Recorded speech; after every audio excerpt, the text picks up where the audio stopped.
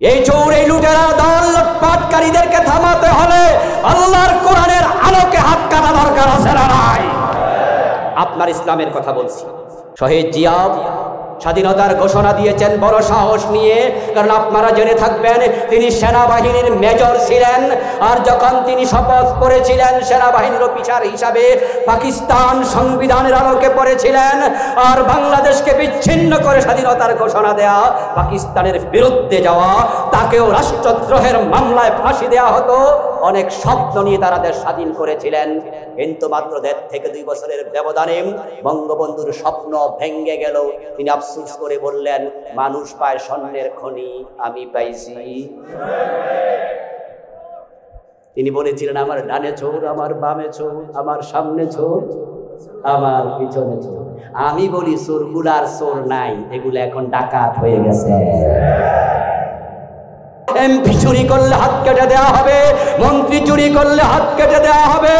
আর যখন হাত কাটা হবে 2 জন 5 জন 10 জন এমপি, মন্ত্রী, ডিসি, এসপি অফিসার, হাত কাটা নেতা দেখে অন্য নেতারা তারের মতো সোজা হয়ে যাবে।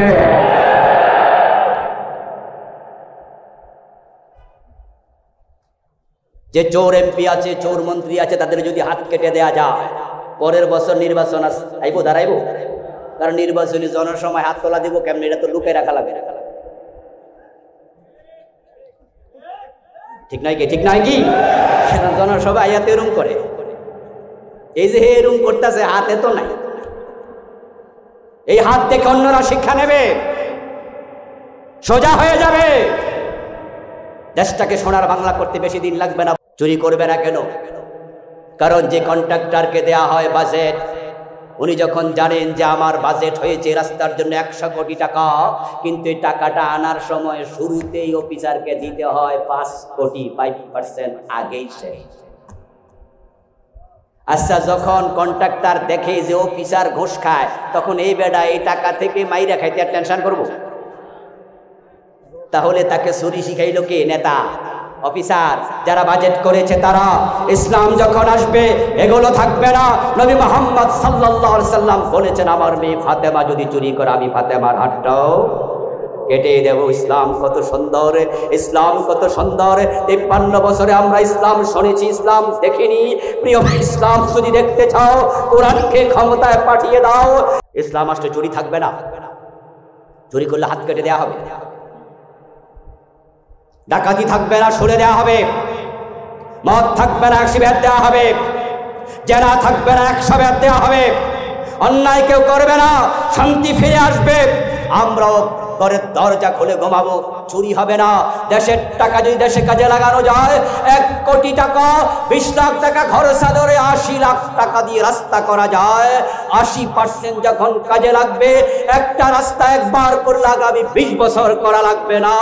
দেশ উন্নতি তরতর করে হবে। কিন্তু এখন তো 1 কোটি টাকা বাজেট হলে 30 লাখের কাজ হয়, 70 লাখ চুরি করে খেয়ে ফেলে। নিয়ে তিনি স্বাধীনতার ঘোষণা 7ই মার্চ দিয়েছিলেন। এবারের সংগ্রাম, স্বাধীনতার সংগ্রাম, এই ঘোষণা হালকা কোনো ঘোষণা নয়। কারণ সেই ঘোষণার বাস্তব প্রতিফলন যদি না ঘটত, রাষ্ট্রদ্রোহিতার মামলায় বঙ্গবন্ধুকে পাকিস্তানিরা ফাঁসি দিয়ে দিত। বিষয়টা স্বাভাবিক ছিল না। যে ইসলাম আমার আপনার, আল্লাহর দেয়া সুযোগ বলেছে, কিন্তু সুম্মা লাতুসআলুন্না ইয়াউমাইযিন আনিন নাঈম। স্মরণ করিয়ে দিচ্ছি আল্লাহর কোরআনের কথা, যে নিয়ামত আমি আল্লাহ দিয়েছি, সে ব্যাপারে তোমাদেরকে কিয়ামতের দিন প্রশ্ন করা হবে। যেই বিপ্লব আমরা করতে পারিনি, আল্লাহ করে দিয়েছে। আরে ভাই, আল্লাহ করছে কেমনে? আপনারা বলবেন যে হুজুর আপনি কি কোন বলা মানে না করছে। আমি বলবো না রে দোস্ত, কারণ এবার রাস্তায় নেমেছে, আমি নিজের চোখে দেখেছি। মাত্র 12 বছর 10 বছরের শিশু রাস্তায় নেমেছে। ওদের কলিজার মাঝে সাহস দিয়েছে কে? মা তার সন্তানকে নিয়ে রাস্তায় নেমে গেছে, ভাই তার বোনকে নিয়ে রাস্তায় নেমে গেছে, বাবা তার অমুর সন্তানকে নিয়ে রাস্তায় নেমে গেছে। আমাদের বোনেরা রাস্তায় নেমে এমন বক্তৃতা দিল, আশ্চর্য হলাম। ঢাকা ইউনিভার্সিটি পড়ুয়া এক বোন বলছেন, পিছনে যাওয়ার আর কোনো সুযোগ নাই, কারণ পিছনে পুলিশ, সামনে স্বাধীনতা। এই মেয়েটাই বক্তৃতা যখন দেয়, তখন কিন্তু 5ই আগস্টের বিপ্লব হয়নি, আগে বলেছে। আমাদের কুমিল্লার এক মেয়ে ঢাকা বিশ্ববিদ্যালয়ের প্রফেসর ডক্টর সায়মা আফা, উনি বলেছিলেন, কয়জন মারবা? একজন মারলে 10 জন আসবো, 10 জন মারলে 100 জন আসবো, তোমাদের উপর আল্লাহর অভিশাপ পড়বে। আরশ কাঁপতেছে। এমন সাহসী বক্তৃতা দেওয়ার মতো হিম্মত তাদের কলবের মাঝে ঢুকিয়েছে কে? শহীদ আবু সাইদ বুকে যখন তাজা গুলি বারণ করলেন, বুক ঝাঁঝরা করে দেয়া হলো। তার গুলি দেখে, বুক ঝাঁঝরা হওয়া দেখে আমাদের ছাত্র জনতা পালিয়ে যায় নাই, পরের দিন আবার রাস্তায় এসেছে দলে দলে। এতে বুঝে যায় আবাবিলের মতো তাদেরকে আল্লাহ রাস্তায় নামিয়ে বিপ্লব করে দিয়েছে। এই বিপ্লবকে মূল্যায়ন করতেই হবে।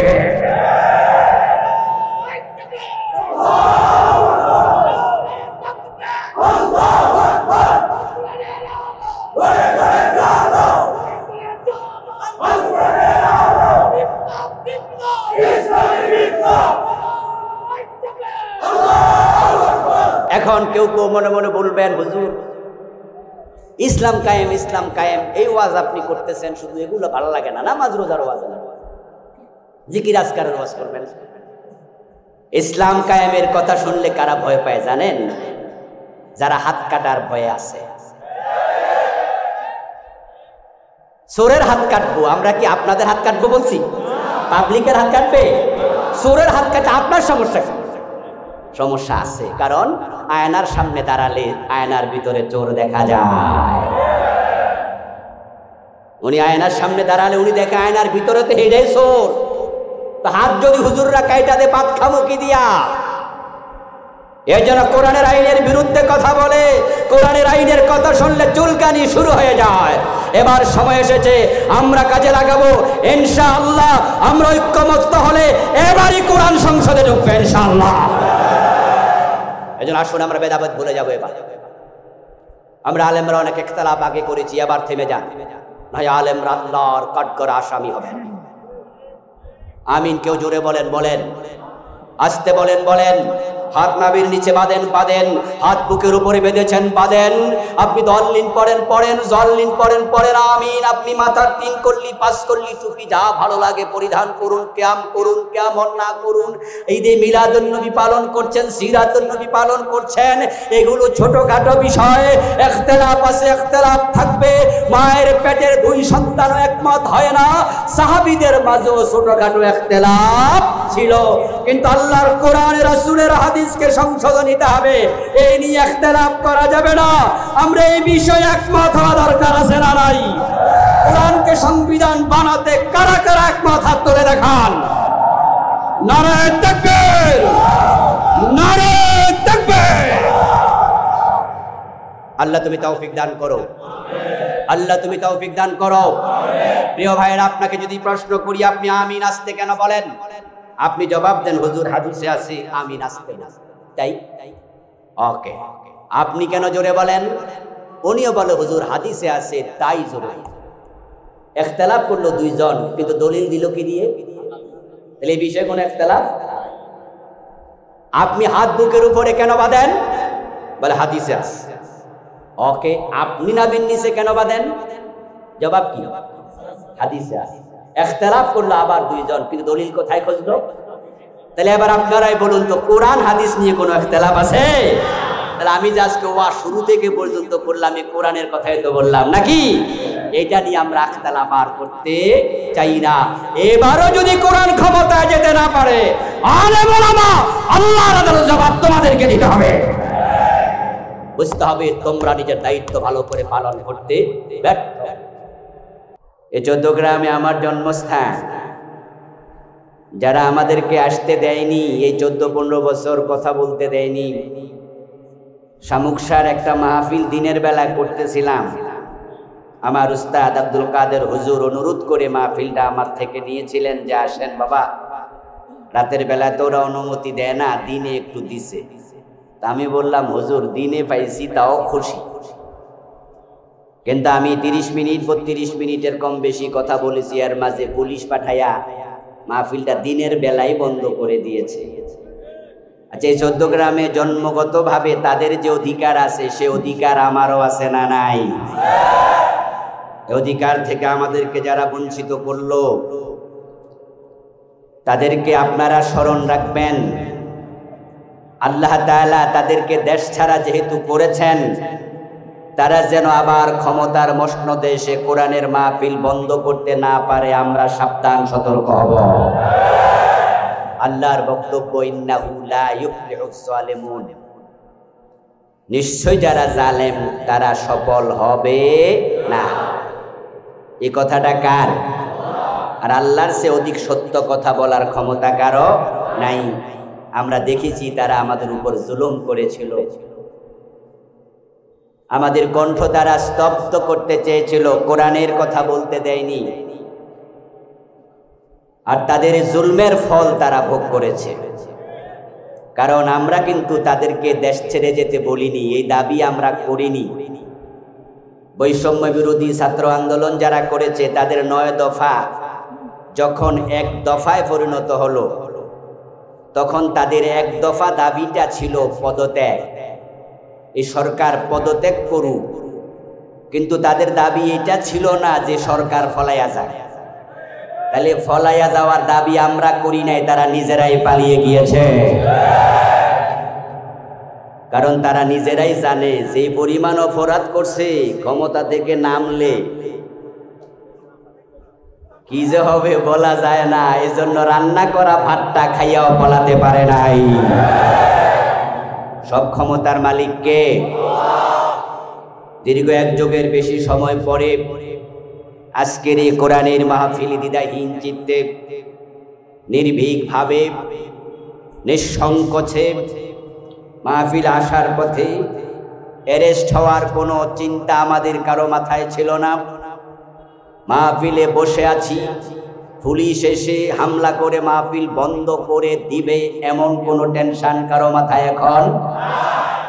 বাড়িতে যাওয়ার সময় মাহফিলে আসার অপরাধে অ্যারেস্ট করা হতে পারে এমন কোনো সম্ভাবনা।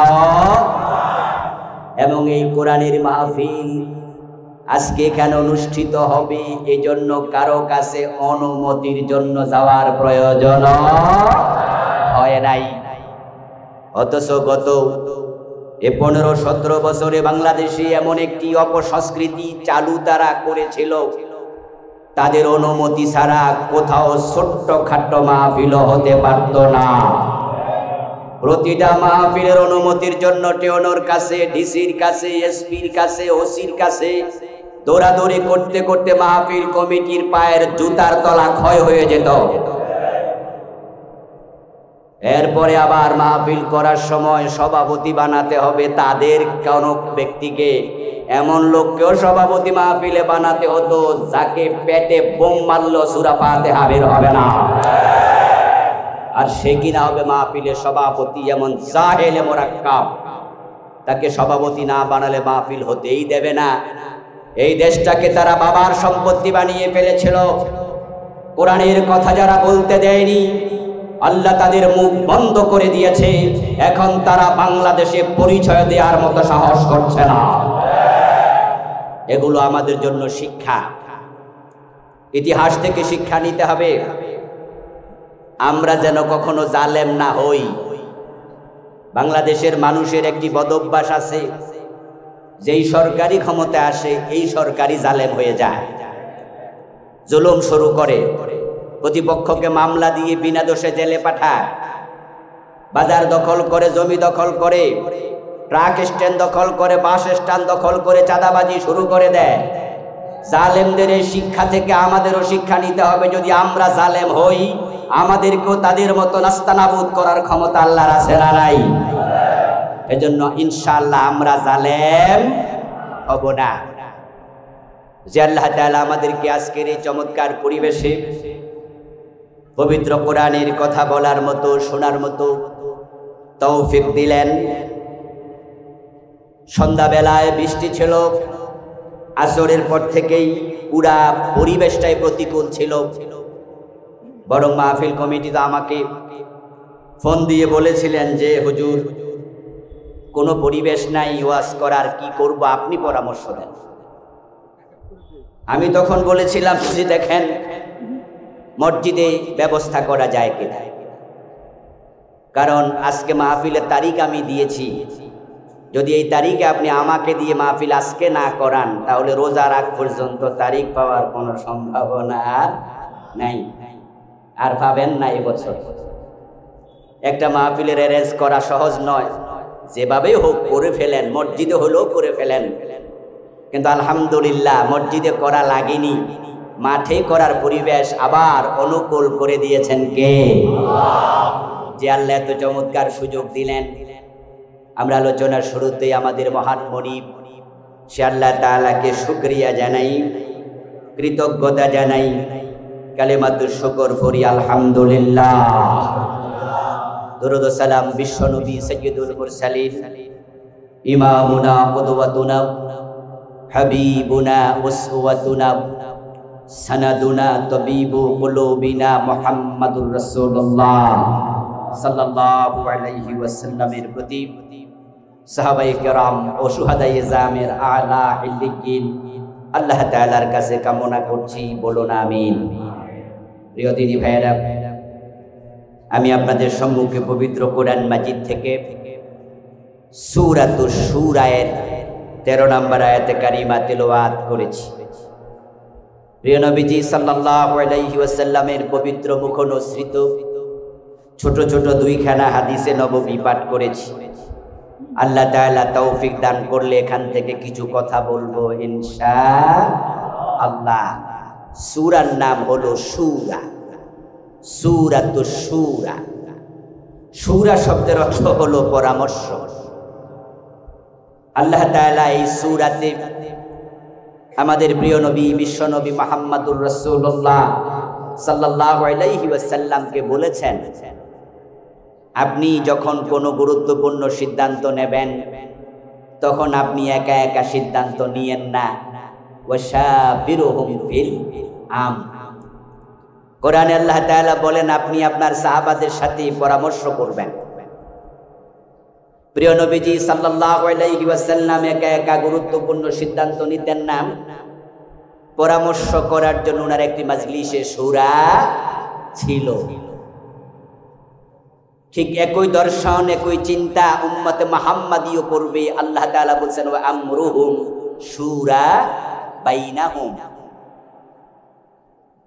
যদি নবী মুহাম্মদ পরামর্শ করে সিদ্ধান্ত নেন, তোমরা তো আর ওনার মতো পণ্ডিত নও, তোমরা একা একা সিদ্ধান্ত নেবে কেন? তোমরাও পরামর্শ করিও। মুসলমানদের কাজ হবে পরামর্শ ভিত্তিক। যারা পরামর্শ শোনে না, মনে যা চা তাই করে, তাদেরকে স্বৈরাচার বলা হয়। নিজে একা একা সিদ্ধান্ত নেয়, যা মন চা তাই করে, এ জাতীয় চরিত্রের লোক স্বৈরাচার। তাদেরকে মানুষ পছন্দ করে না, আল্লাহ পছন্দ করে না। 53 বছরের বাংলাদেশ, দুইজন স্বৈরাচার আমরা দেখলাম। মানুষ তাদেরকে অপছন্দ করে এবং তারা তাদের এই একা একা মনে যা চায় তাই করে, এই সিদ্ধান্তের কারণে তারা তাদের শাস্তিও পেয়েছে। দুইজন স্বৈরাচার রাষ্ট্রপ্রধান আপনারা চিনেন, মনে যা চাইতো তাই করত। এজন্য আমরা দেখেছি একজন 9 বছরের রাজা ভোগ করেছে 10 বছরের সাজা। তাকে স্বৈরাচার মানুষ বলতো। আরেকজন কয়দিন আগে দেশ থেকে পালালো, মনে যা চা তাই করে। এজন্য তাদের কোনো এক নেতা একবার মুখ ফসকে বলেছিলেন, বাগে ধরলে ছাড়ে, উনি ধরলে ছাড়ে না। এর মানে কি দাঁড়ালো? যা মন চায় তাই করবে। আল্লাহর কাছে চরিত্রটা পছন্দনীয় চরিত্র না। এই জন্য প্রিয় নবীজিকে আল্লাহ বলছেন ওয়াশাবিরুহুম ফিল আমর, হে রাসূল আপনি তাদের সাথে পরামর্শ করিয়েন।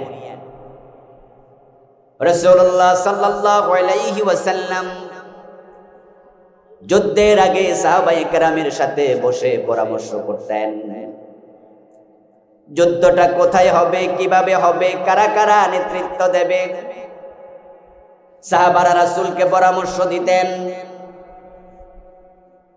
আল্লাহর হাবিবের জীবনে মদিনা কেন্দ্রিক সবচেয়ে বড় যুদ্ধ যেটা ছিল সেটার নাম ছিল গাজওয়ায়ে আহজাব।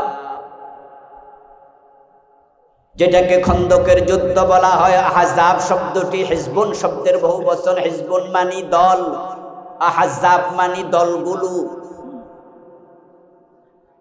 আল্লাহর হাবিব বদরের যুদ্ধে মোকাবেলা করেছেন কুরাইশদের সাথে, উহুদের যুদ্ধে মোকাবেলা করেছেন কুরাইশদের সাথে।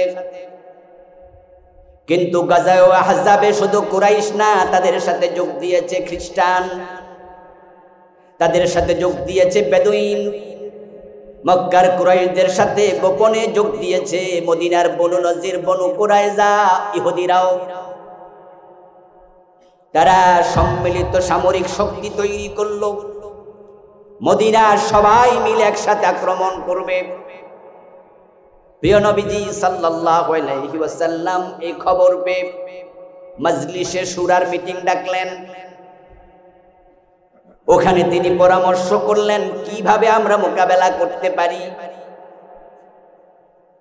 সাহাবাদের মাঝে একজন প্রবীণ সাহাবী ছিলেন, তার নাম ছিল সালমান ফারসি রাদিয়াল্লাহু তাআলা আনহু। উনিও মজলিসে শুরার মিটিং এ ছিলেন।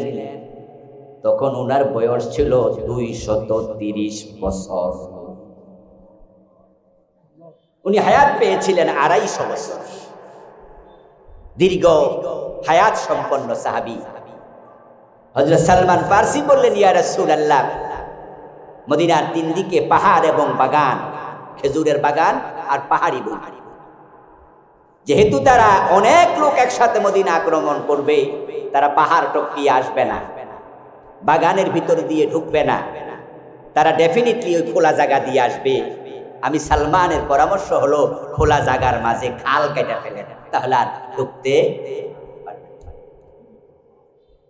প্রিয় নবীজি সাল্লাল্লাহু আলাইহি ওয়াসাল্লাম সালমান ফারসির পরামর্শ গ্রহণ করলেন, সাহাবাদের মাঝে জায়গা ভাগ করে দিলেন এবং খাল কাটার কাজে, ফরিকা খননের কাজে রাসূলুল্লাহ নিজে অংশগ্রহণ করলেন। বিশাল খাল কাটা হয়ে গেল। সম্মিলিত শক্তি কাফেরদের সামরিক বাহিনী আসলো, এসে দেখে মদিনায় কিভাবে ডুববে। খাল তো অনেক বড়, অনেক গভীর। মক্কা থেকে আসার সময় তো সাথে করে কোনো মই আর নিয়ে আসে নাই, তো মই না হলে নামবে কেমনে? আর যদি লাফ দিয়া নামে, মই তো নাই, উঠবে কেমনে? জটিলতা আছে না নাই? সালমান ফারসির পরামর্শ খুব কাজে লেগে গেল।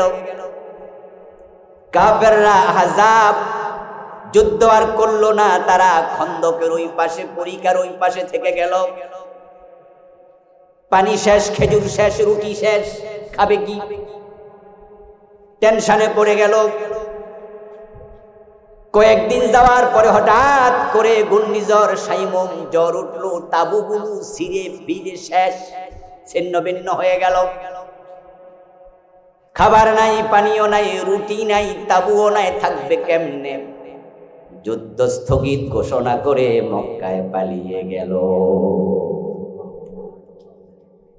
বিনা যুদ্ধে গাজওয়ায়ে আহজাব রাসূলুল্লাহ বিজয়ী হলেন। এবার আপনারাই বলুন তো, মাঝে মাঝে ছোটদের কম বুঝ, যাদের নবীর তুলনায় সাহাবাদের জ্ঞান বেশি না কম? নবীর তুলনায় সাহাবাদের জ্ঞান বেশি না কম? বুদ্ধি বেশি না কম? মেধা বিচক্ষণতা বেশি না কম? কিন্তু নবীও কম বুদ্ধি, কম বিচক্ষণতা লোকের কথা শুনে পরামর্শ করার জন্য বললেন কে? এই জন্য পরামর্শ করা লাগে কাজ করতে। কিন্তু আমরা দেখা যায় স্বৈরাচার হয়ে যায় ক্ষমতা পাওয়ার পরে, কারো কথা আর শুনি না, যা মনে চায় তাই করি। পরিবারের মাঝে সন্তানের পরামর্শ নেয় না, স্ত্রীর পরামর্শ নেয় না। মেয়েটা বিয়ে দেবে, মেয়েটার জিজ্ঞাসা করে না। এমন বাবা আছে না নাই? এটা স্বৈরাচার বাবা। বাড়ি করবে, গাড়ি কিনবে, জমি বিক্রি করে দেবে, পরিবারের কাউকে জিজ্ঞাসা করে নাই, বলে আমি কিনছি, আমি কামাইছি, আমি বেচছি, তোর কি? এমন বাবা আছে? এটা স্বৈরাচার বাবা। এই অভ্যাস ভালো নয়। বরং মানুষ যখন পরামর্শ করে, সবাই মিলে সিদ্ধান্ত নেয়। প্রিয় নবীজি বলেছেন, ইয়াদুল্লাহি আলাল জামাআ, ঐক্যবদ্ধ সিদ্ধান্ত যখন হয়, যারা ঐক্যবদ্ধ হয়ে চলে তাদের উপরে স্বয়ং আল্লাহর হাত থাকে।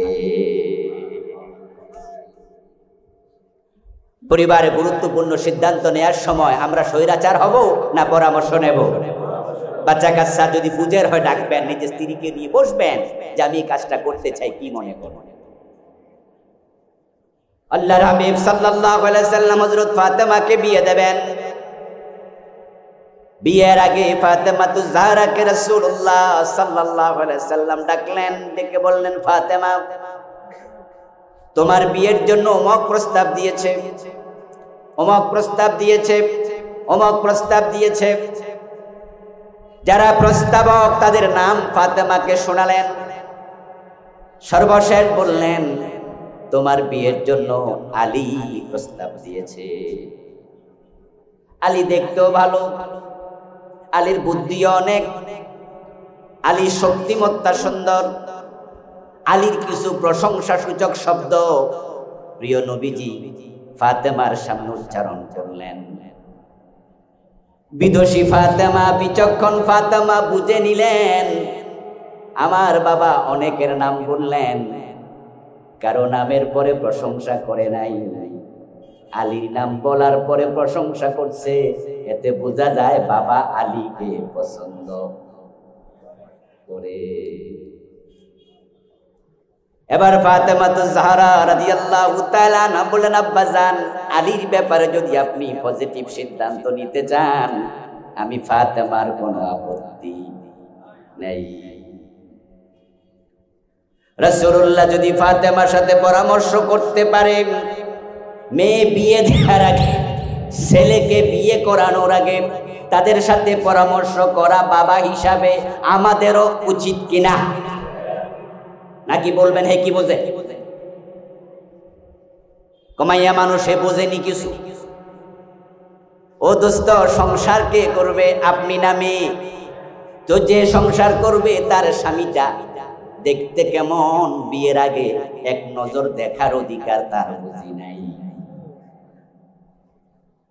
কাকে সে বিয়ে করছে তার যোগ্যতা কি, সে দেখতে কেমন, তাকে তার ভালো লাগে কিনা, তাকে তার অধিকার আপনি দিন, পরামর্শ করুন। সূরাতুশ শূরা মানে পরামর্শের সূরা। তাহলে আমরা এই সূরা থেকে শিক্ষা নিয়ে গুরুত্বপূর্ণ কাজ করার আগে পরামর্শ করব। কারণ যারা ঐক্যবদ্ধ থাকে, পরামর্শ করে, তাদের উপরে হাত থাকে কার? আল্লাহর। আর যেই কোনো কাজ করার জন্য, সফল হওয়ার জন্য আল্লাহর সাহায্য দরকার আছে না নাই? আল্লাহর সাহায্য যদি না থাকে তাহলে কাজের মাঝে বারাকা পাওয়া যাবে না। আপনি কি ভাবছেন আপনার টাকা আপনাকে শান্তি দিতে পারবে? আপনি কি ভাবছেন যে আপনার সম্পদ ক্ষমতা আপনাকে শান্তি দেবে? না ভাই, শান্তি থাকে আল্লাহর কাছে। 1000 কোটি টাকা আছে, কিন্তু আল্লাহ তাআলা শান্তি দেয় নাই। তাই ঘরের বউয়ের সাথে মিল নাই। আর রিক্সাওয়ালা রিক্সা চালায়, ঘরের বউ তাকে সারা খায় না, রাতের 12টা পর্যন্ত অপেক্ষা করে, এক বিছানায় ঘুমায়, ঘরে শান্তির কোনো অভাব নাই। এমন রিক্সাওয়ালাও আছে না নাই? উইলিয়াম বিল গেটস পৃথিবীর সবচেয়ে বড় ধনীদের একজন, কিন্তু আপনারা দেখেছেন যে গত বছর তার পরিবারে দাম্পত্য জীবনে সারাসারি হয়েছে। বিল গেটস বয়স তার 60-র বেশি, এই বয়সে এসে বউ সেপারেশন দিয়েছে, তালাক দিয়েছে। 1000 কোটি টাকা ছিল, এই তালাক প্রমাণ করে দাম্পত্য জীবনে সুখ ছিল না। কানাডার প্রেসিডেন্ট জাস্টিন ট্রুডো গত বছর তার বউকে তালাক দিয়েছে। এই গত বছর কানাডার বর্তমান প্রেসিডেন্ট। এবং আপনারা যারা রাজনৈতিক সচেতন মানুষ তারা জানেন যে জাস্টিন ট্রুডো কানাডার খুব জনপ্রিয়।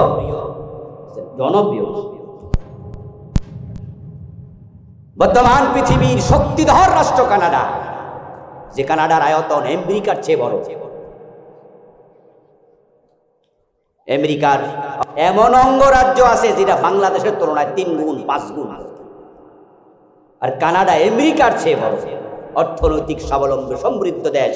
ওটা রানিং প্রেসিডেন্টের বউ যদি তালাক দেয়া লাগে, প্রমাণ হয় হাতে ক্ষমতা আছে, পরিবারে শান্তি ছিল না। আমার প্রিয় ভাইয়েরা, শান্তি আকাশে থাকে, আকাশওয়ালার কাছে থাকে। আমেরিকার সবচেয়ে বড় বড় কোম্পানির মাঝে একটা কোম্পানির নাম হলো প্রড। ওই আরটা সাইলেন্ট থাকে, তাই উচ্চারণ হয় পড। গাড়ি সহ অনেক কিছু বানায়। ওই কোম্পানির যিনি প্রধান, একজন মালিক, হাজার হাজার কোটি ডলারের মালিক। কয়দিন আগে তার একটা সাক্ষাৎকার দেখলাম। ওনাকে প্রশ্ন করেছে সাংবাদিক, স্যার গত 15 দিনের ভিতরে আপনার সবচেয়ে সুখকর একটি স্মৃতি যদি আমাদের সাথে শেয়ার করতেন। মানুষের তো কত সুখের স্মৃতি থাকে, কত আনন্দের মেসেজ থাকে। স্যার গত 15 দিনে আপনার সবচেয়ে আনন্দের সুখকর যদি কোনো একটা বিষয় আমাদের সাথে শেয়ার করতেন। উনি তখন জবাব দিয়েছেন, সবচেয়ে সুখের খবর হলো গতকালকে আমি একটি সিদ্ধ করা ডিমের অর্ধেক খেয়ে হজম করতে পেরেছি। এর মানে হচ্ছে এই লোকটা লিকুইড খাবার খেয়ে বেঁচে থাকে, কোনো শক্ত খাবার তার পেট সহ্য করতে পারে না।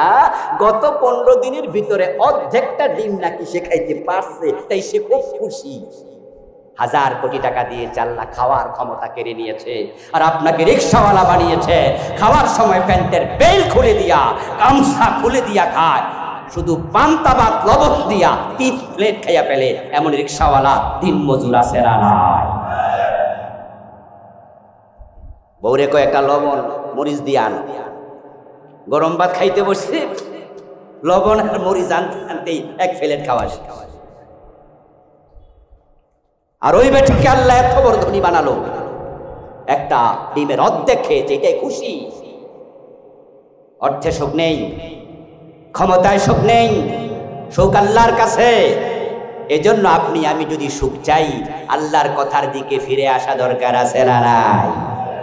তাই আমরা যে কোনো কাজে স্বৈরাচার হব না। সূরাতুশ শূরার 13 নম্বর আয়াতের দিকে আবার আসুন, আমরা একটু ফিরে যাই। আল্লাহ তাআলা এই সূরাতে যে আলোচনাগুলো করেছেন তার মাঝে 13 নম্বর আয়াতে করেছেন সবচেয়ে ইম্পর্টেন্ট একটি আলোচনা। 13 নম্বর আয়াতের বিষয়বস্তু হলো উম্মতে মুহাম্মাদীকে যে দায়িত্ব আল্লাহ তাআলা প্রদান করেছেন সে দায়িত্বের আলোচনা। পৃথিবীতে যত নবী পাঠিয়েছেন সকল নবীকে যে দায়িত্ব আল্লাহ প্রদান করেছেন 13 নম্বর আয়াতে এটাই হলো আলোচনা। 13 নম্বর আয়াতের প্রতিপাদ্য আমাদের মূল দায়িত্ব কি? আপনারা একটু বলুন তো, যারা উত্তর জানেন তারা দয়া করে একটু জবাব দিয়েন। আমাদেরকে আল্লাহ কি খামখেয়ালি করে বানিয়েছে নাকি কোনো উদ্দেশ্য আছে? উদ্দেশ্য আছে। আফাহাসিবতুম আন্নামা খালাকনাকুম আবাসা, তোমরা কি ভাবছো তোমাদেরকে আমি কি নিরর্থক তৈরি করেছি? প্রশ্নের মাঝে বোঝা যায় অর্থহীন আপনাকে আমাকে আল্লাহ তৈরি করেন নাই। আরে প্রিয় ভাই, একটা পিপিলিকাকে আল্লাহ তাআলা প্রয়োজনে বানায় নাই। যে মশা আপনারে কামড়ায়, এই মশা মারার জন্য কয়েল কিনেন, ঔষধ ছিটান, ওই মশাটা বানানোর পিছনে আল্লাহর হিকমত আছে। যে সাপ আপনাকে বিষ দিলে আপনি মরে যান, এটাও আল্লাহ প্রয়োজনে বানায়নি। বরং কোরআন মাজিদ আল্লাহ তাআলা বলেছেন খালাকা লাকুম মা ফিল আরদি জামিআ, জমিনে যা আছে দেখো দেখো না, জানো জানো না, যা আমি আল্লাহ বানিয়েছি ও মানুষ সব তোমাদের প্রয়োজনে বানিয়েছি। সুবহানাল্লাহ, সব তোমাদের। খালাকা লাকুম আল্লামু লিন নাফঈ, লাম আরবি গ্রামার এটার হরফে জার বলে। যারা আরবি পড়ছেন তারা সবাই জানেন হরফে জার 17টা, তার মাঝে লাম হলো একটা, আলা লিদারার লাম লিন নাফই। লামের মৌলিক 6টি অর্থ, তার মাঝে একটা হলো কল্যাণ দেয়া। খালাকা লাকুম মা ফিল আরদি জামিআ, আল্লাহ বলছে জমিনে যত কিছু বানাইছি সবটি তোমাদের প্রয়োজনে বানাইছি। সুবহানাল্লাহ পড়ে।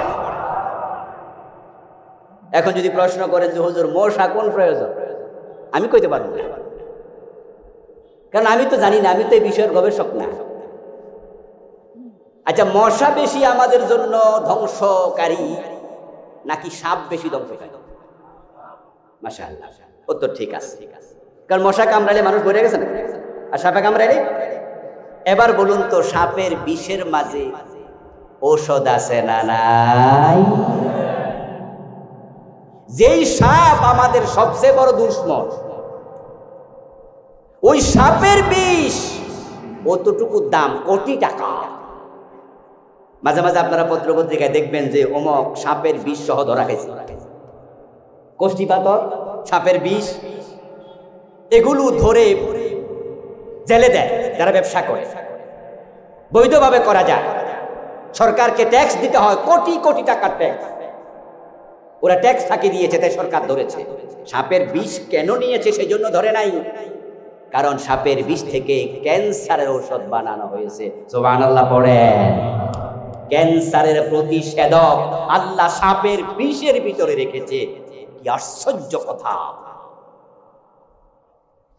পৃথিবীর প্রতিটা মাখলুক আল্লাহ প্রয়োজনে বানিয়েছেন। জাহাঙ্গীরনগর বিশ্ববিদ্যালয়ের একজন প্রফেসর, জুওলজির, নাম ছিল প্রফেসর আব্দুল্লাহিল বাকি, উনি এখন অবসরপ্রাপ্ত। তো আমার সাথে তার খুব কানেক্ট ছিল, দিনওয়ালা মানুষ। একদিন তাকে আমি বললাম যে স্যার, আপনি তো জীববিজ্ঞান নিয়ে অনেক গবেষণা করেন, স্যার একটা পোকা আছে যা দেখলে আমি খুব ভয় পাই, এটা হলো বিছা পোকা, এরকম করে করে গাছে জন্মনে হাঁটে, ওটা দূরে দেখলো আমার গাছ উল্কায়।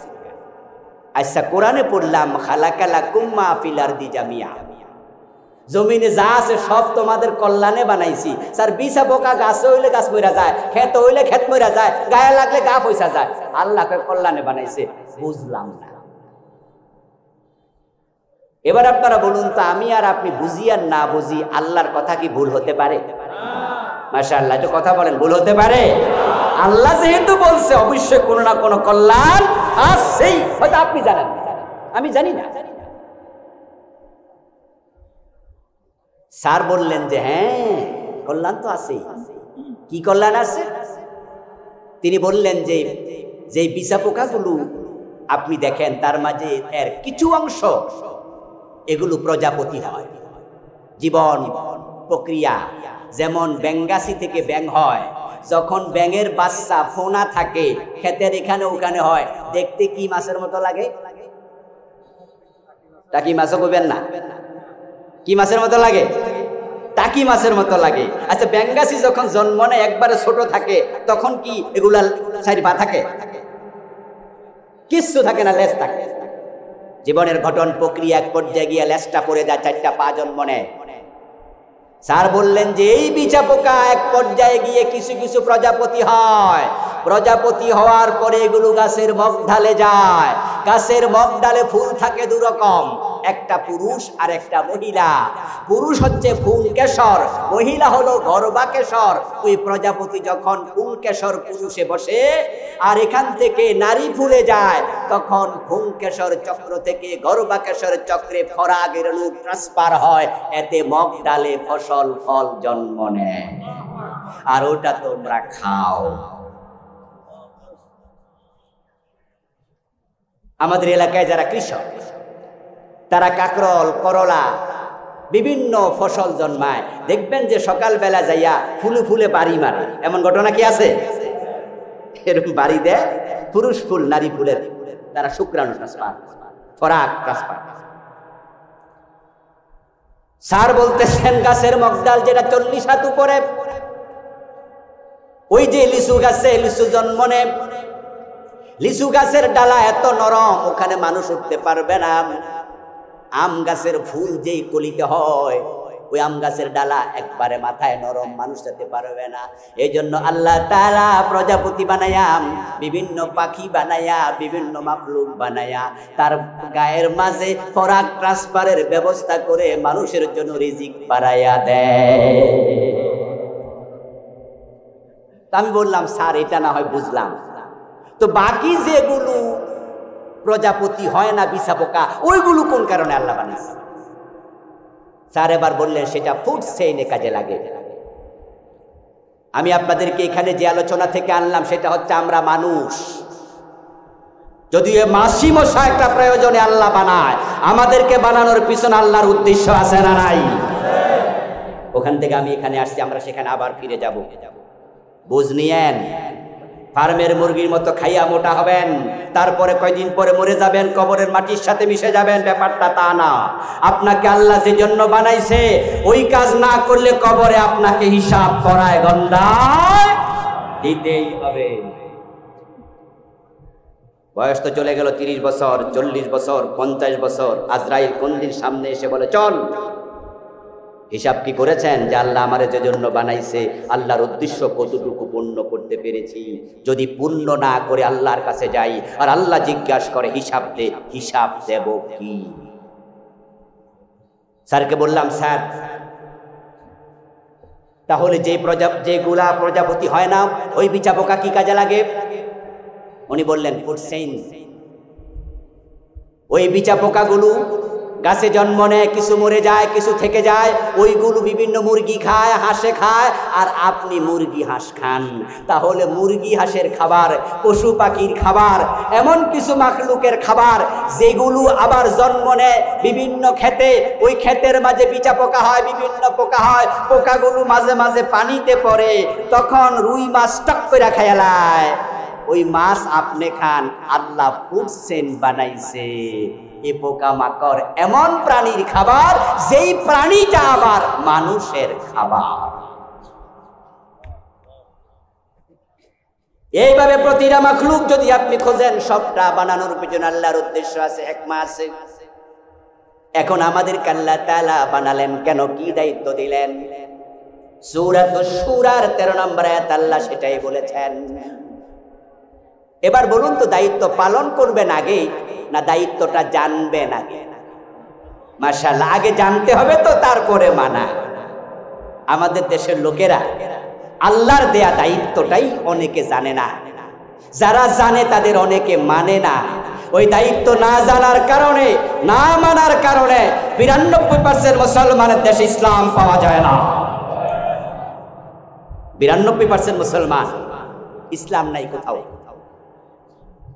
সংসদ ভবনে ইসলাম নাই, গণভবনে নাই, বঙ্গভবন কোরআনের আলোকে চলে নাই, ইসলামের আলোকে চলে নাই। অর্থনীতি, সমাজনীতি, রাজনীতি, শিক্ষানীতি,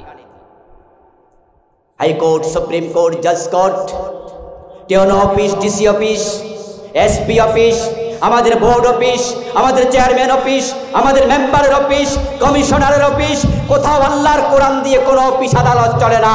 92% মুসলমানের কোরআন ছেড়ে দেওয়ার পিছনে কারণ তারা তাদের আল্লাহর দেয়া দায়িত্বটা জানেই না। এই জন্য আজকের মাহফিলে আমরা সে দায়িত্ববোধ তৈরি করতে চাই। কিছু কথা হলেও বুঝে বাড়ি যাবেন। আল্লাহ তাআলা কোরআনে যা বলেছেন, আল্লাহর প্রতিটি কথার উপরে ঈমান আনতেই হবে। এক জায়গায় অস্বীকার করবেন, ঈমান শেষ। এই পবিত্র কোরআনের বিসমিল্লাহর বা থেকে মিনাল জিন্নাতি ওয়ান নাসের সিন পর্যন্ত আল্লাহ তাআলা যা বলেছেন সবটাকে একসাথে সর্বান্তঃকরণে অবনত মস্তিষ্কে মেনে নেয়ার নাম ঈমান। সামি'না ওয়া আতা'না, শুনলাম আর আল্লাহ। আল্লাহ বলেন শারআ লাকুম মিনাদ-দীন, উম্মতে মুহাম্মাদি তোমাদের জন্য আমি এমন একটি দিন প্রবর্তন করলাম, মা ওয়াসা বিহি নূহা, যে বিষয়ে আমি আল্লাহ নূহ নবীকে দায়িত্ব দিয়েছিলাম, ওসিয়ত করেছিলাম। আল্লাযী আওহাইনা ইলাইক, ও প্রিয় নবী মুহাম্মদ, ওই বিষয়ে আমি আপনার কাছে ওহী পাঠালাম। ওয়াসাইনা বিহি ইব্রাহিম, একই দায়িত্ব আমি নবী ইব্রাহিমকে দিলাম। ওয়া মূসা, নবী মূসাকে দিয়েছি। ওয়া ঈসা, নবী ঈসাকে দিয়েছি। আমাদের দায়িত্বটা আল্লাহ এখনো বলে নাই, না বলে আগে বলতেছে এই কাজটা তোমাদের দিলাম, যেই কাজটা নূহকে, ইব্রাহিমকে, মূসাকে, ঈসাকে সবাইকে দিয়েছি। মুসলমান মানুষ বলে মোষের ঢকে বুঝায় যায় জামাই যে দারোগা। আমাদের এলাকায় এরকম একটা কথা আছে না? আচ্ছা, এই কথাটা কি আজকে শুনলেন না আগে শুনছেন? আচ্ছা, আগে শুনছেন। আমি তো এক এলাকার মানুষ, এজন্য নিজের এলাকায় ওয়াজ করার মাঝে আলাদা মজাই আছে, কারণ প্রতিটা শব্দ মানুষ বোঝে। এটা একটা সুবিধা। কারণ ভিন্ন জায়গায় গেলে মাঝে মাঝে ভাবি এটা বুঝলো কিনা। আবার এমনও আছে কোন এলাকার বলি আর এক এলাকার ডাইরেক্ট গালি। আমি উত্তরবঙ্গের জয়পুরহাটে এক মাহফিলে বললাম যে জান্নাত থেকে সর্বশেষ যে ব্যক্তি, জান্নাতে যে ব্যক্তি প্রবেশ করবে, জাহান্নাম থেকে বের হবে, প্রিয় নবীজি বলছেন ফাইন্নাহু ইয়াখরুজু মিনান নারি হাবওয়া। যখন সর্বশেষ মুমিন জাহান্নাম থেকে মুক্তি পাবে, বের হওয়ার মতো সামর্থ্য তার থাকবে না, এতটা জীর্ণ শীর্ণ শীর্ণকায় হয়ে যাবে, জ্বলে পুড়ে অঙ্গার হয়ে যাবে। এক পর্যায়ে সে তার পাছার উপরে, নিতম্বের উপরে ভর দিয়ে হামাগুড়ি দেবে। ওয়াজের পরে যখন ঘরে গিয়ে বসলাম, মাহফিল কমিটির আয়োজক আমার পরিচিত এসে আমারে বলল, হুজুর আজকের মাহফিলে আপনি এত নেকেট শব্দ কেমনে বললেন? আমি তো চমকে উঠলাম। আমি বললাম যে আমি তো স্বাভাবিকত নেকেট শব্দ বলি না, এমনিও বলি না ব্যক্তিগত লাইফে, আর মাহফিলে তো নাই। কি বলেন, আমি কি নেকেট শব্দ? বললো, হুজুর মানুষে যাওয়ার সময় লেতে গেলে যারা আপনারা পছন্দ করে না ওইরা আজকে পাইছে। আমি বললাম কি? কই যে ফাঁসা। আমি বললাম ফাঁসা মানে তো ব্যাক সাইড, নিতম্ব, এই সাইডকে আমরা বলি। হাদিসে আছে হাবওয়া, হামাগুড়ি দেবে। বলো হুজুর আমরা দেশে শব্দ এমন জিনিস রে কয় যেটা আমিও কইতে পারি। আমি কইলাম ইন্না লিল্লাহি ওয়া ইন্না ইলাইহি রাজিউন। স্টেজে থাকতে একটু লেখা দিতেন, আমি সংশোধন করে নিতাম বা মাফ চাইতাম, বলতাম যে ভাই আমার মাফ করে দিয়ে, এটা আমার এলাকার। প্রিয় ভাইরা, জামাই কিভাবে দারোগা বলে মোষের ডকে বোঝা যায়। যে আয়াত আল্লাহ ইব্রাহিমের কথা বললেন, নূহের কথা বললেন, মূসার কথা বললেন, ঈসা আলাইহিস সালামের কথা বললেন, নবী মুহাম্মদের কথা বললেন, তাদের সবাইকে যে দায়িত্ব দিয়েছি সে দায়িত্ব তোমাদেরকে দিলাম। স্টাইলে বোঝা যায় এটা সাধারণ কোনো দায়িত্ব, মহা গুরু দায়িত্ব, খুব ইম্পর্টেন্ট দায়িত্ব, খুব ইম্পর্টেন্ট, খুব ইম্পর্টেন্ট। এমন একটি আয়াত আপনাদের কাছে পড়ছি এবং আজকে বলছি, এমনও হতে পারে আজকের মাহফিলে এমন শ্রোতা আছেন এই ওয়াজ জীবনে কোনোদিন শুনেন নাই, কোনো হুজুরে হয়তো করে, আবার অনেকে আছেন শুনেছেন। অথচ এই ওয়াজটা হওয়ার কথা ছিল সবচেয়ে বেশি, কারণ যেহেতু সব নবী এই দায়িত্ব পালন এবং আল্লাহর দেয়া সবচেয়ে গুরু দায়িত্ব। এই ওয়াজ হওয়ার কথা ছিল নামাজের চেয়ে বেশি, রোজার চেয়ে বেশি, হজের চেয়ে বেশি, যাকাতের চেয়ে বেশি, সবচেয়ে বেশি ওয়াজ হওয়ার কথা ছিল এই আয়াত। নাই ওয়াজ। কারণটা কি আছে একটু পরে আমি বলব। এবার আপনাদের কাছে বলি, নবীরা যে দায়িত্বটা পালন করলেন, যেটা মূল দায়িত্ব, ওই দায়িত্ব পালন না করলে কি নবীর উম্মত হওয়া যায়? নবীর দায়িত্ব যাহা, উম্মতের দায়িত্ব হুবহু তাহা। নবীর কথার সাথে উম্মতের কথার মিল থাকবে। আল্লাহ বলেন আল্লাযী আওহাইনা ইলাইকা, ও প্রিয় নবী মুহাম্মদ সাল্লাল্লাহু আলাইহি ওয়াসাল্লাম, এই বিষয়ে আমি আপনাকে দায়িত্ব দিয়েছি ওহীর মাধ্যমে। নবী মুহাম্মদ এই কাজটা করে গেছেন, কিন্তু সে কাজ থেকে আপনি দূরে আছেন। আপনি উম্মত দাবি করবেন কিভাবে? নবীর কথার সাথে উম্মতের কথার যদি অমিল হয়, এটা আসল উম্মত না। নবীর কাজের সাথে উম্মতের কাজের অমিল থাকলে এটা আসল উম্মত হতে পারবে না। নবীর কথা কাজের সাথে উম্মতের কথা কাজ দায়িত্বের মিল থাকতেই। আমার প্রিয় 14 গ্রামের ভাইয়েরা, মাগরিবের নামাজের ফরজ কয় রাকাত? দয়া করে একটু কথাবার্তা কইেন আর কি আমার সাথে। কয় রাকাত? 3 রাকাত। আপনাদের মিয়াবাজার বড় মসজিদে আল্লাহর এক বান্দা মাগরিবের নামাজ 3 রাকাত, সালাম ফিরানো হলো, শেষ হলো, ইমাম সাহেব সালাম ফিরালেন, উনি সালাম না ফিরে দাঁড়ায় গেছে। দাঁড়ায়া উনি আরো 1 রাকাত পরে তারপরে বসছে। পাশে বসা একটা ইয়াং ছেলে, সে বিষয়টা খেয়াল করছে, কিরে চাচা আর আমি তো একসাথে মসজিদে ঢুকলাম, 3 রাকাতও পড়লাম, চাচা যে সালাম ফিরে এলাম, কারণটা? ওই ইয়াং ছেলেটা বসে আছে, সুন্নতের নিয়ত বাদে। চাচা যখন সালাম ফিরাইছে, এবার চাচারে দইরা কানে কানে আস্তে কইরা কয়, চাচা মাগরিবের নামাজ তো 3 রাকাত, আপনি যে বললেন। মুরব্বী কইতাছে, বেটা তোরটা তুই পর, আমারটা আমি পড়ি, ঝামেলা করিস না যা। ইয়াং ছেলে বলে, চাচা ঝামেলা টামেলা কিছু না, আমি জাস্ট জানতে চাইছি আর কি, কিউরিওসিটি হয়েছে যে আপনি 4 রাকাত পড়লেন কেন। এবার মুরব্বী বলতেছে, শোন রে ভাতিজা, যৌবনকালে কত নামাজ কাজা করছি, সরকারি চাকরি করছি, গোশত কম খাই নাই, অনেক কিছু খাইছি, এখন অবসরে যাইয়া বুঝছি আল্লাহর কাছে গেলে উপায় নাই, এই জন্য আমি সিদ্ধান্ত নিয়েছি হুজুর সালাম ফিরাক, আমি ফিরাম। 1 রাকাত করে যদি প্রতি মাগরিবে বেশি পড়ি, তাহলে অতীতের কিছু কাজা কাফারা হইল।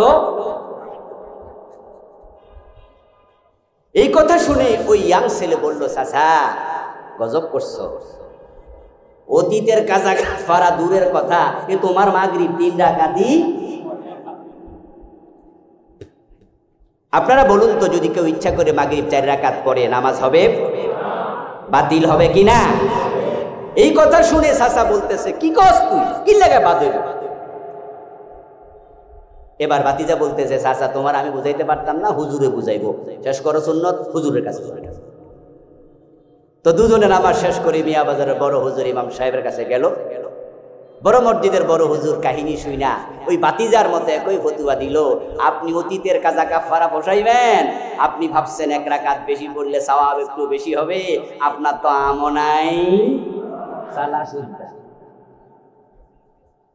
চাচা বলতেছে, হুজুর আমার অপরাধটা কি?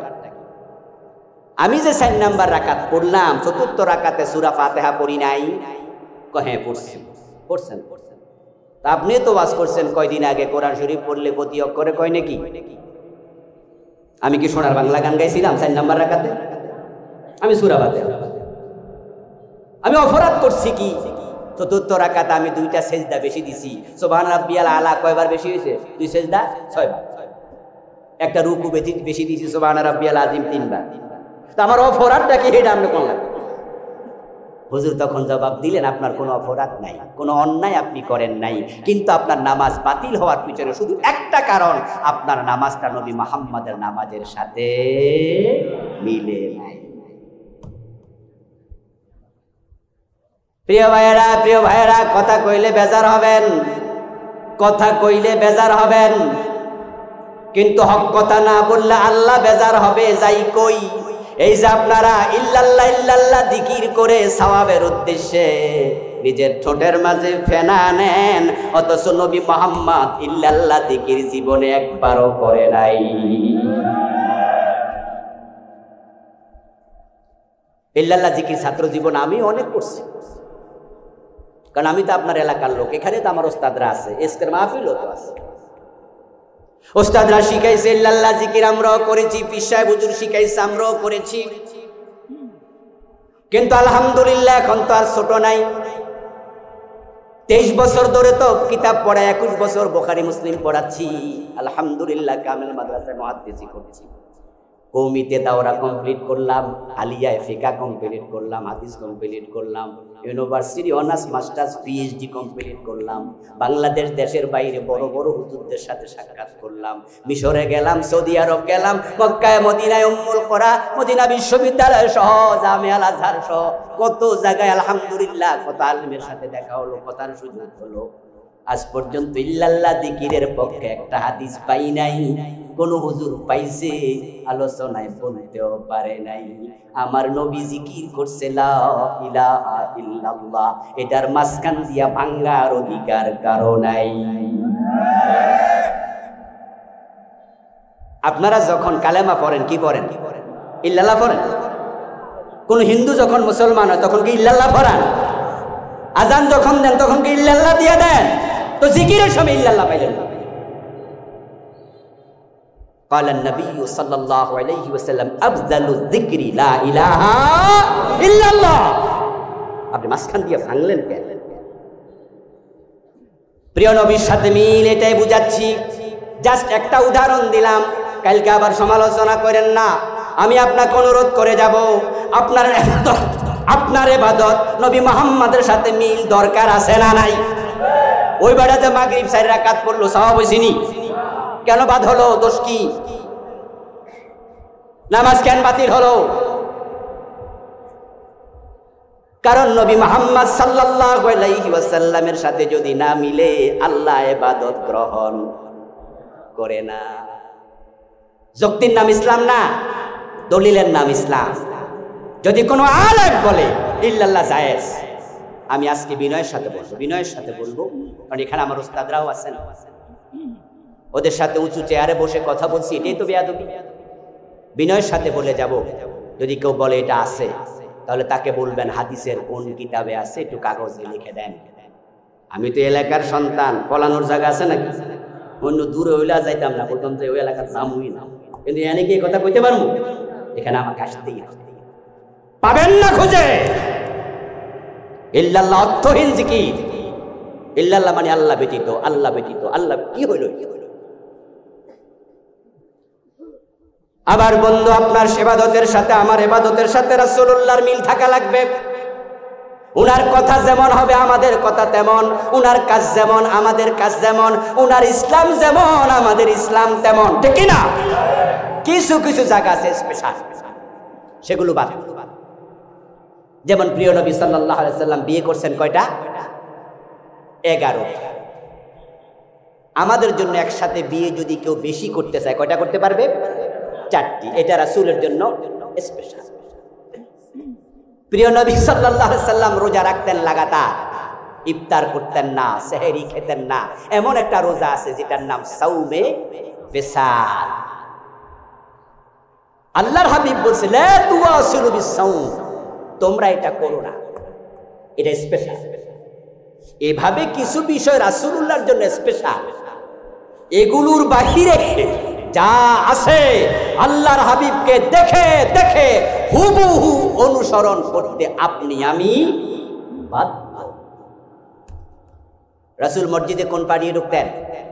মাশাআল্লাহ, কথা বলেন, কোন পা? আমরা যাব কোন পা? রাসূল মসজিদ থেকে বের হতে দিতেন কোন পা? আমরা যাব কোন পা? রাসূল যখন খেতেন কোন হাতে খেতেন? আমরা কোন হাতে খাবো? রাসূলের মতো হওয়া লাগবে, বেশ লাগবে, বাতিল। দেখেন, একটু উদাহরণ দিলে বুঝবেন। আজকের পৃথিবীতে জনগোষ্ঠীর সংখ্যা ধর্মীয় ভাবে সবচেয়ে সংখ্যাগরিষ্ঠ হলো খ্রিস্টান। পৃথিবীতে মানুষের সংখ্যা 600-700 কোটি, কম বেশি। সবচেয়ে বেশি হলো খ্রিস্টান, তাদের সংখ্যা 250 কোটির বেশি। আপনাদের কাছে একটু আমি প্রশ্ন করি, একটু জবাব দিন তো প্রিয় ভাইয়েরা। 250 কোটি খ্রিস্টান, তাদের একজন নবী আছে? তাদের নবী নাই? খ্রিস্টানদের কোনো নবী নাই? আরে এখন না, খ্রিস্টান জাতির নবী আছে কিনা? কি নাম? এই যে বলছেন আছে, ঈসা।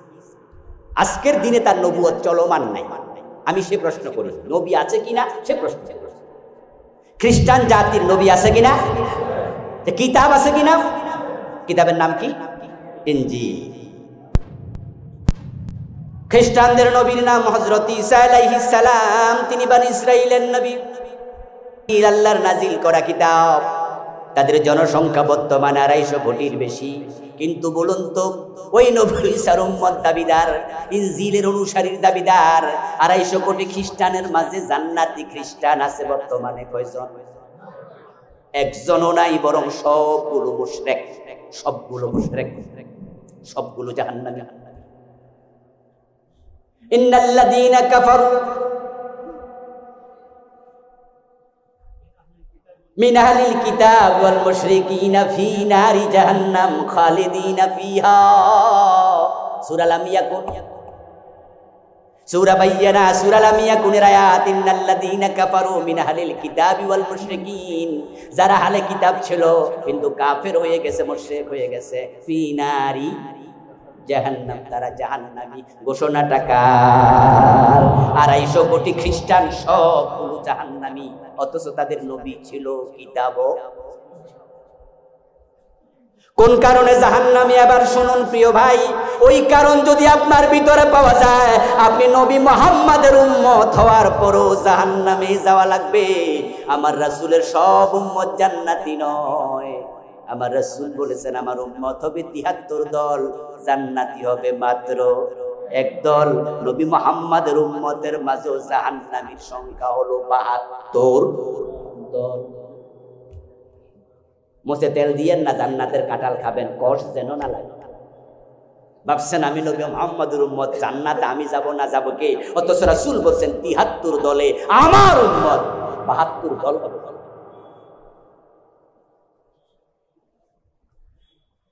কেন খ্রিস্টানরা জাহান্নামী? কারণ হলো তাদের নবী ঈসার সাথে তাদের কথার এক জায়গায় অমিল হয়ে গেছে। ওই জায়গায়, মাত্র এক জায়গায়। ওই জায়গাটা কি? জায়গাটা হলো নবী ঈসার কোনো বাবা নাই।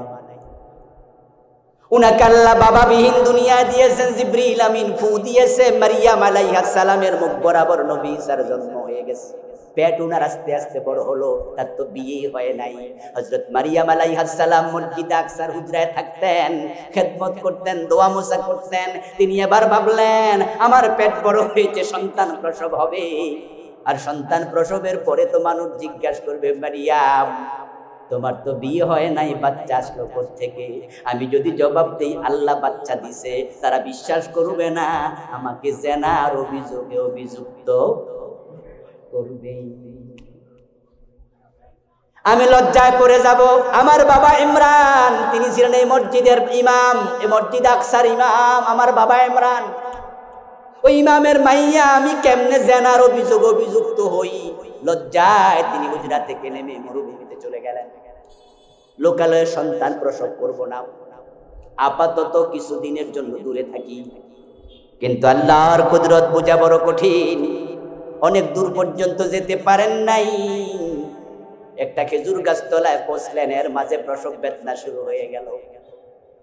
হযরত মারিয়াম আলাইহিস সালাম তিনি সন্তান প্রসব করবেন, তখন তিনি আল্লাহর কাছে বললেন, ইয়া লাইতানি মিতু ক্বাবলা হাযা কুনতু নাসিয়াম মানসিয়া। আরে সন্তান প্রসবের আগে যদি মরে যেতাম, মানুষ আমাকে ভুলে যেত, প্রশ্ন করার জন্য খুঁজে পাইতো না, আমার মৃত্যু হওয়াই ভালো। আল্লাহ ইলহাম করলেন, মারিয়াম মৃত্যু কামনা করো না, সন্তান প্রসব হোক। মানুষ প্রশ্ন করবে এটাও ঠিক, কিন্তু আমার অর্ডার তুমি জবাব দিও না, চুপ করে থাকবা। পিতাবিহীন আমি যে আল্লাহ সন্তান দিয়েছি, জবাবের ব্যবস্থা আমি আল্লাহ নিজেই করব। হযরত মারিয়াম আলাইহিস সালাম ঈসা নবীকে প্রসব করলেন, সন্তান জন্ম দিলেন। সন্তান কোলে নিয়ে লোকালয়ে আসলেন, লোকজন ধরে গেল, ওয়াও ওয়াও শব্দ শুনল। ক্বালু ইয়া মারিয়াম লাকাদ জিতি শাইআন ফারিয়া। তারা বলল, মারিয়াম তুমি জিনা করছো, নাউযুবিল্লাহ। এই সন্তান তো জিনার ফসল। বলো তার পরিচয় কি? কার সাথে ব্যভিচার করেছো? ইয়া উখতা হারুন মা কানা আবুকি মুরাসাউইন ওয়া মা কানাত উম্মুকি বাগিয়া। তোমার বাবা ভালো মানুষ ছিল, তোমার মা ভালো মানুষ ছিল, তুমি এটা কি করলা? মারিয়াম কি করলা? মারিয়াম চুপ করে আছেন, কথা বলেন না। তারা বারবার প্রেসার ক্রিয়েট করছে। ফাশারাত ইলাই। এক পর্যায়ে তিনি বিরক্ত হইয়া আঙ্গুল দিয়ে ইশারা করলেন কোলের শিশুর দিকে। তার পরিচয় যদি জানা দরকারি হয়, তাহলে আমারে আর প্রশ্ন করো না, তাকেই প্রশ্ন করো। ক্বালু কাইফা নুকাল্লিমু মা কানা ফিল মাহদি সাবিয়্যা। এবার তারা বলল, মারিয়াম চালাকি করো না, পিচ্চি বাচ্চা, কয়েক ঘন্টা বয়স, 1-2 দিনের বাচ্চা, সে কথা বলতে পারে নাকি? তোমাকেই কথা বলতে হবে, চালাকি করো না। বলো কার সাথে জানা করেছো, তার পরিচয় কি বলো। হযরত ঈসা নবী মায়ের কোলে শুয়ে সব শুনতেছে।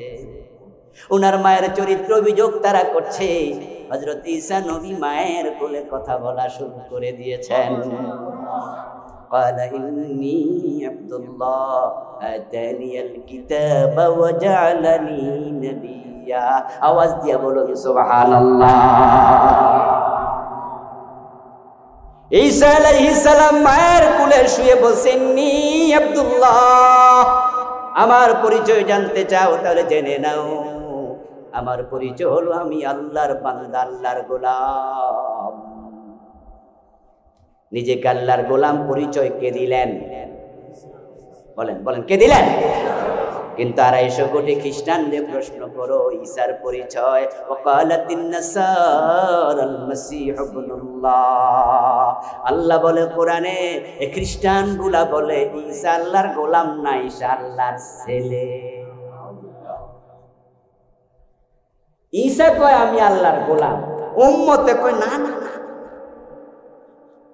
গোলাম কইলে দাম কইমা যাবে। গোলাম মানে চাকর। আমাদের নবীর আমরা আল্লাহ চাকর কমু না, বরং বাপ যেহেতু নাই তো আল্লাহর ছেলে বানাই, যে আল্লাহরে বাপ বানাই। নাউজুবিল্লাহ বলেন।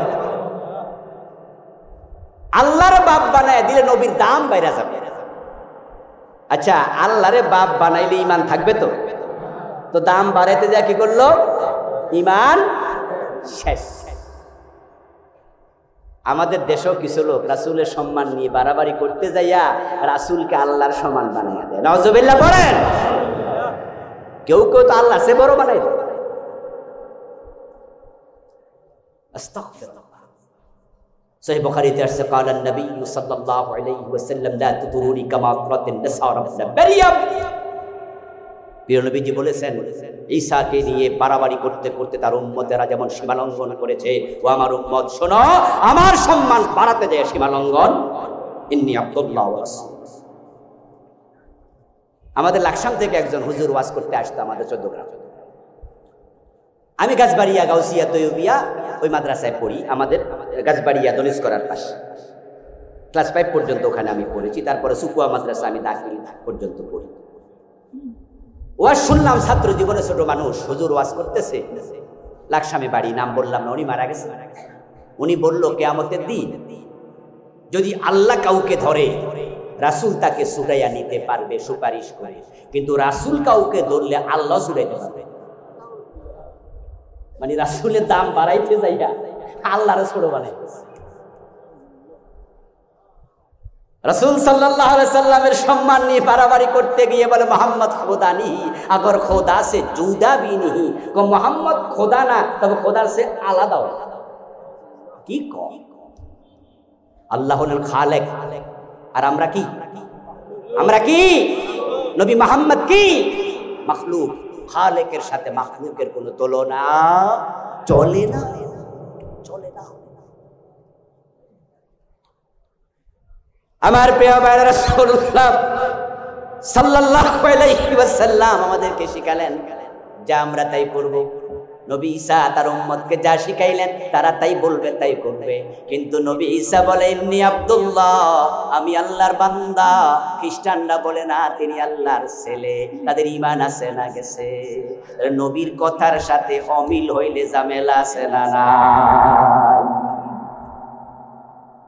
এবার আসুন, দায়িত্বটা কি? ইব্রাহিম নবী, মুসা নবী, ঈসা নবী, মুহাম্মদ সাল্লাল্লাহু আলাইহি ওয়াসাল্লাম সব নবী যে কাজ করেছেন, ওই কাজটা আল্লাহ এবার বলছেন, আনা কিমুদ্দিন ওয়ালা তাতাফাররাকু ফি। আমি সব নবীকে দায়িত্ব দিয়েছি, তোমাদেরও দিলাম। সে দায়িত্বটা হলো আমার জমিনে আমার দ্বীন কায়েম করো। আপনারা একটু মেহরবানি করে যারা জানেন তারা একটু মুখ কাজে লাগাইয়া জবাব দেন, জোরে দিয়েন, জমিনের মালিক কে? আল্লাহ। জমিনটা কার? আল্লাহ। তাহলে আল্লাহর জমিনে দিন কায়েম হবে কার? জমিন যার, দিন হবে শুধুই। আমাদের দিনের নাম কি? মাশাআল্লাহ, দিনের নাম কি? আল্লাহর কাছে ধর্ম আছে কয়টা? ইন্নাদ দীনা ইনদাল্লাহিল ইসলাম। কনসেপ্ট ভুল যেন না হয়। ইসলাম সর্বশ্রেষ্ঠ ধর্ম, এ কথা ঠিক নয়। ইসলাম একমাত্র ধর্ম, এটাই ঠিক। সর্বশ্রেষ্ঠ মানে কি? অনেকগুলো শ্রেষ্ঠ আছে, তার মাঝে সব শ্রেষ্ঠগুলার মাঝে এটার নাম, এটা সিরিয়াল এক নাম্বার। এটার নামে তো সর্বশ্রেষ্ঠ, শ্রেষ্ঠ শ্রেষ্ঠ শ্রেষ্ঠ। তার মাঝে সবার উপরে যেটা শ্রেষ্ঠ এটাকে বলে সর্বশ্রেষ্ঠ। আল্লাহ বলেন ইন্নাদ দীনা ইনদাল্লাহিল ইসলাম, আল্লাহর কাছে ধর্ম আছে একটা, এটার নাম কি? তাহলে পৃথিবীর যত ধর্ম আছে সব আদিয়ানে বাতিল, সব বাতিল। অন্য ধর্ম ধর্ম নয়। তার প্রমাণ আল্লাহর আরেক আয়াত, ওয়ামান ইয়াবতাগি গায়রাল ইসলামি দীনা ফালান ইউকবালা মিনহু। আমার বন্ধু, খ্রিস্টান ধর্ম বলতে আসলে কোনো ধর্ম নেই, ইহুদি ধর্ম বলতে আসলে কোনো ধর্ম নেই। ধর্ম নবী ঈসার ছিল ইসলাম, নবী মুসার ধর্মের নামও ইসলাম।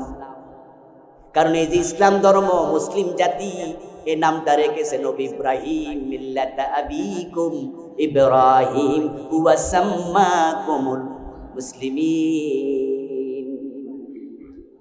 আমাদের যে মুসলিম নাম, এ কোরআন আসার আগে বাবা মা মিলে সন্তান জীবিত কবর দিত, বাবা মা ছেলে মেয়ে এক টেবিলে মদ পান করত, ডাকাতি ছিনতাই রাহাজানি লুট ধর্ষণ খুন হত্যা সমাজে পেশার স্বীকৃতি পেয়েছিল।